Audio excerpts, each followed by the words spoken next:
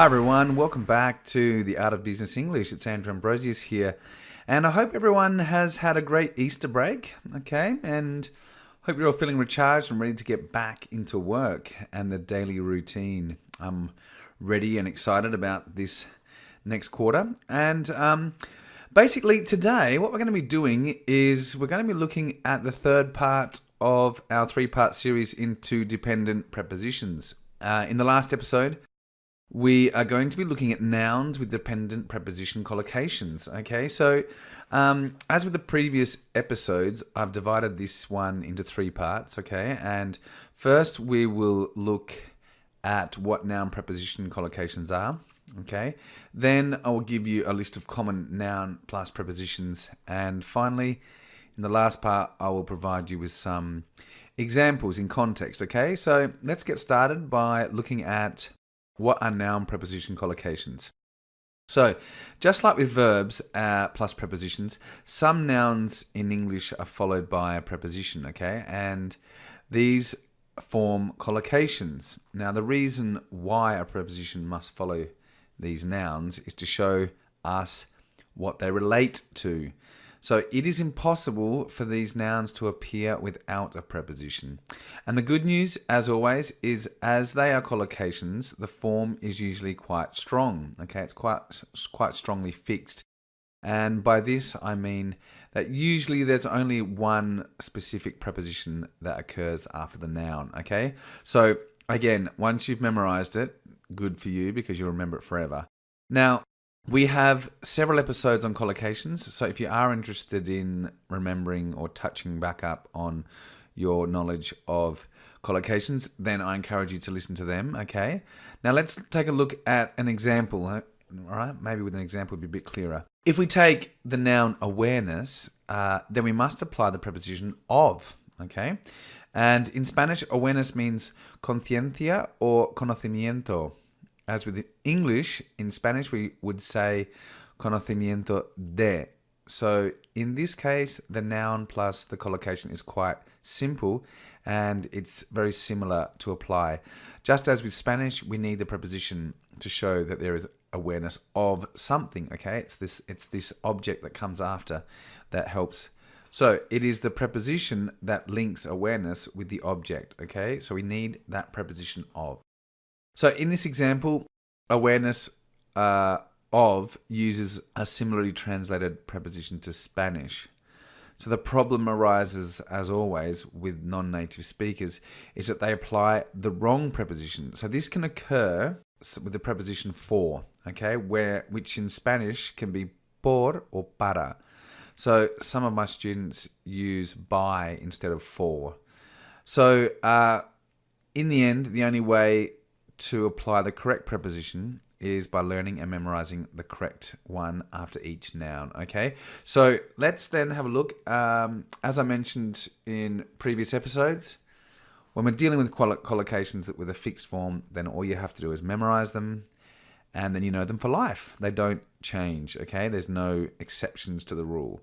So now that we understand what noun and preposition collocations are, let's take a look at some common ones.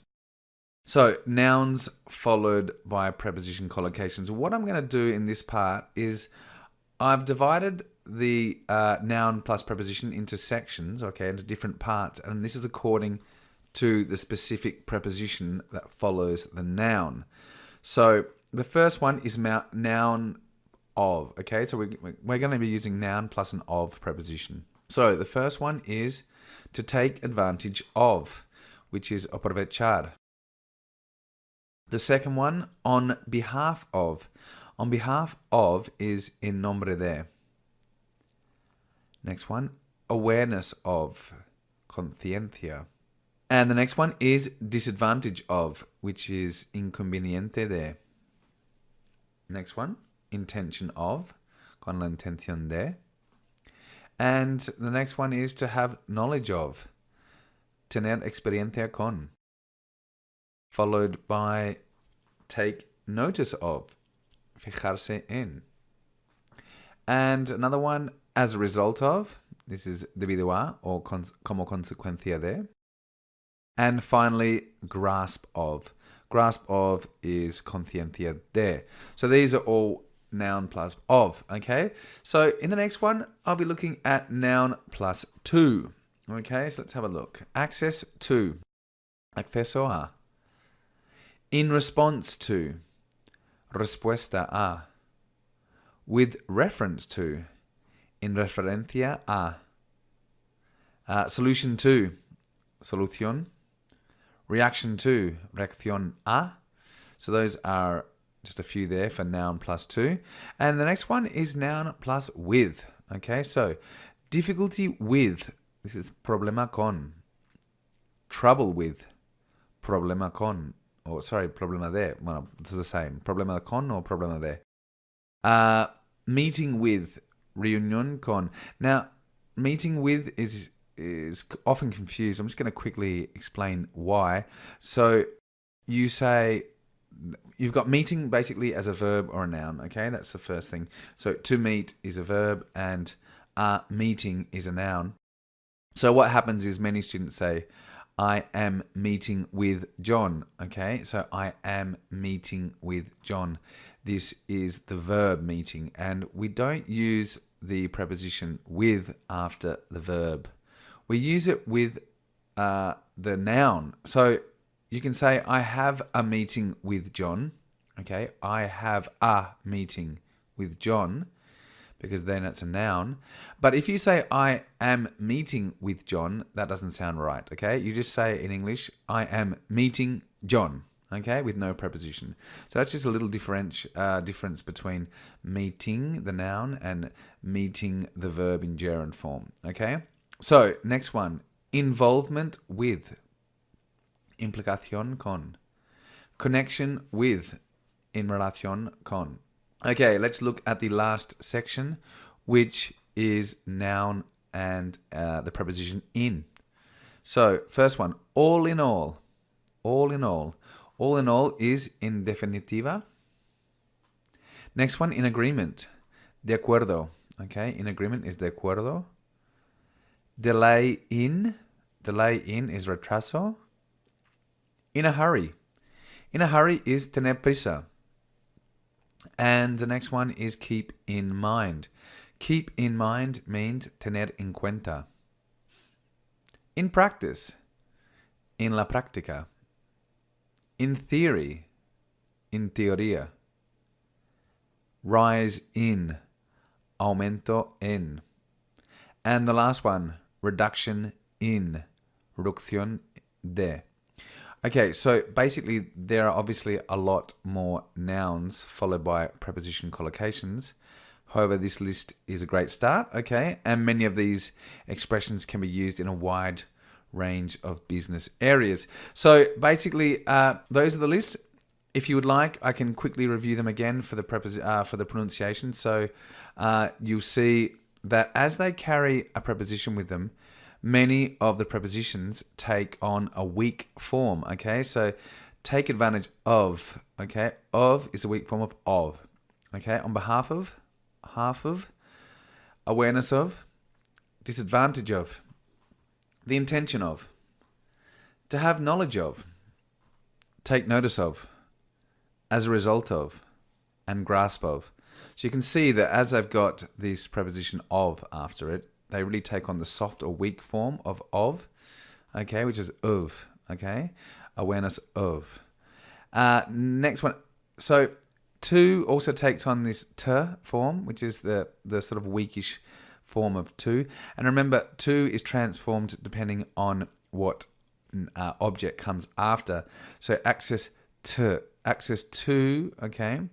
If it's access to and then the preposition, the article the, then it will be access to the, okay? So again, to the. So they take on both the article the and the preposition to take on their weak forms, okay? This is to help you link these together. So next one, in response to, okay? In response to, that would be in response to if you are linking it with another noun after that. So in response to the complaints. With reference to would be with reference to, with reference to. Solution to would be solution to the problem. So to the, You can see that every time we put the article the, it takes on the weak form, and so does the preposition to. A reaction to the situation, to the. Okay, difficulty with. With also has a sort of a weak form. You can say, I've got difficulty with this problem, with this, okay? Because with ends with th, the, and this begins with th, we can link those together. So difficulty with this, okay? So those are some examples of with. Let's look at in. A classic one here, in agreement becomes inner, okay? The same with in a hurry. We don't say in a hurry, we say in a hurry, in agreement, okay? So these are ways that we link together these prepositions with the nouns, okay? In practice, in theory, rise in, not rise in, it's rise in a hurry, in agreement. Okay, so that's just a little quick pointer on some pronunciation for those words and those prepositions that take on their weak form when they're put together into sentences. And in the last part, I'm just going to quickly give you some example sentences in context, okay? So as with the previous two episodes, I've categorized the example according to the business area. So the first one is in meetings. We could use the noun plus preposition, which is behalf of. So on behalf of the whole team, I would like to thank you for joining us here today. So on behalf of the whole team, on behalf of the whole team, I'd like to thank you for joining us here today. Reporting, delay in. Here is the latest report from last week's meeting. You will see there's a delay in receiving several orders. So here's the latest report from last week's meeting. You'll see there's a delay in receiving several orders, okay? So you can see that quite linked together. In an email, with reference to the last point in your previous email, I can confirm that I'll be free to meet you next week at the suggested time. Okay, so that's quite a formal email. In a presentation, rise in. As you can see here in this chart, there has been a rise in capital expenditure. Okay, a rise in capital expenditure. On a company tour, take notice of. When we enter the next room, I would like you to take notice of the machine to your left. Okay, when we enter the next room, I would like you to take notice of the machine to your left. When we enter the room, I would like you to take notice of the machine to your left. Okay, on a telephone call. In theory. Yes, hello Jim, it's Brian here. I'm calling to let you know that in theory we have an agreement from all parties and we should be able to close the deal this week. So yes, hello Jim, it's Brian here. I'm calling to let you know that in theory we have an agreement from all parties and we should be able to close the deal this week. And finally, in a press conference, we could use connection with. We would like to make it clear that there is no connection with the recent drop in the company's share price and the ongoing police investigation. Well, that brings me to the end of the episode, and if you haven't already listened to the 2 previous episodes for this 3-part series, then I encourage you to do so, okay? And remember, all of these noun plus preposition collocations can be found over at the AOBE website. Again, I encourage you to take a look and start to make a note of your favorite expressions. You can start by learning one expression from each preposition group, and these can be included in your next meeting, presentation, telephone call, or report, okay? And as I've said many times before, in order to internalize these noun preposition collocations, you must start to use them. Okay, that's the key. It's much easier to learn 5 at a time than memorize a whole list. And come back to this post when you have internalized a few and then grab some more, okay? And basically that's all we do have time for today. Make sure you share this episode with your friends and family. And if you do love the AOBE, then please write us a review over at iTunes. That would be greatly appreciated. And once again, if you do have any questions or comments, then don't hesitate to contact us at the AOBE website or on our Facebook page. And we are more than happy to produce any material or episodes on a topic that you're interested in, and as always, we're here to help. Okay, so till next time, have a great week, and I look forward to hearing from you guys again soon. Take care now. Bye.